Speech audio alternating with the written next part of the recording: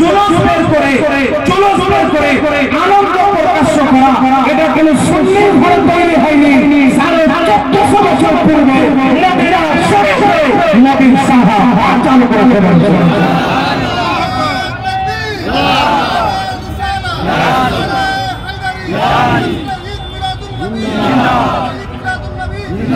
তাই ব্রাদার, আলহামদুলিল্লাহ আমরা মিছিলে এসেছি, আমাদের বাচ্চাকে নিয়ে আসুন। একটি কথা বলে আমি বক্তব্য শেষ করব। মিলাদুন নবী পালন করা কি? মিলাদুন নবী পালন করে নিজের বাচ্চাকে মিছিলে নিয়ে গিয়ে নবীর মিলাদ পড়ালে ওনাদের কাজ কি হবে? এটা কথা আসলে শুনেন, যারা মিলাদুন নবীর বিরোধিতা করে তাদের সন্তানরা স্কুল কলেজে চায়ের দোকানে বলে নবী মরে মায়ের সাথে মিশে গেছে। যারা মিলাদুন নবীর বিরোধিতা করে তাদের সন্তানরা বলে যে নবী পাক সাল্লাল্লাহু আলাইহি ওয়াসাল্লাম মরে শেষ হয়ে গেছে।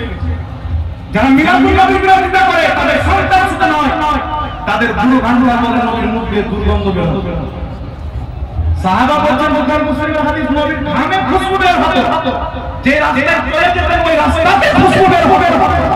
আর মিলাদুন নবীর বিরোধিতা করলে বলা হচ্ছে নবীর মুখ দিয়ে দুর্গন্ধ বের হতো। মিলাদুন নবীর বিরোধিতা করলে বলা হচ্ছে নবী কিয়ামতে নিজের খালিফা করে থাকবে, আমার নেকির পাল্লা ভারী হচ্ছে না, গুনার পাল্লা ভারী হচ্ছে। এই মুসলমান আমার নবী খালিফা করে থাকবে না, কিয়ামতের ময়দানে সিজদায় পড়ে আল্লাহকে খুশি করবে।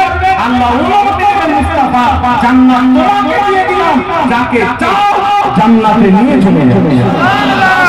মিলাদুন নবী পালন করে না, তাদের কিতাবে লেখা আছে নবী মুহাম্মদ সাল্লাল্লাহু আলাইহি ওয়াসাল্লাম মিশে গেছে। যারা মিলাদুন নবী পালন করে না, তাদের কিতাবে লেখা আছে নবীর সমান বড় ভাই সমতুল্য করতে হবে।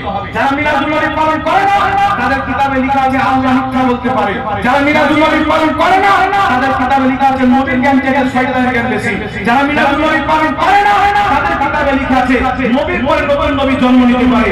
মিলাদুন নবীর ফায়দা হলো, আল্লাহর কসম খেয়ে বলি, সুন্নিদের বাচ্চা জানে আমার আল্লাহ মিথ্যা বলতে পারে না, আমার নবীর পরে নবী হতে পারে না, আমার নবীর সম্মান বড় ভাইয়ের মতো না।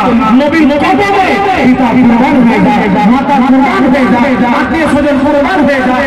মিলাদুন নবীর ফায়দা হলো আপনার সন্তান আশিকে রাসূল হয়ে গেলে মিলাদুন নবীর বিরোধিতা করা আযাব হলো ওয়াহাবিদের আওলাদ গুস্তাখে আছে। আশিকে রাসূল হতে চাইলে সন্তানকে নবীর সঠিক আকীদা শিখাতে হলে, নবীর বেয়াদবি থেকে বাঁচাতে হলে মিলাদুন নবীর পালন করতে হবে, জুলুস করতে হবে। যাই হোক, যারা দেখছেন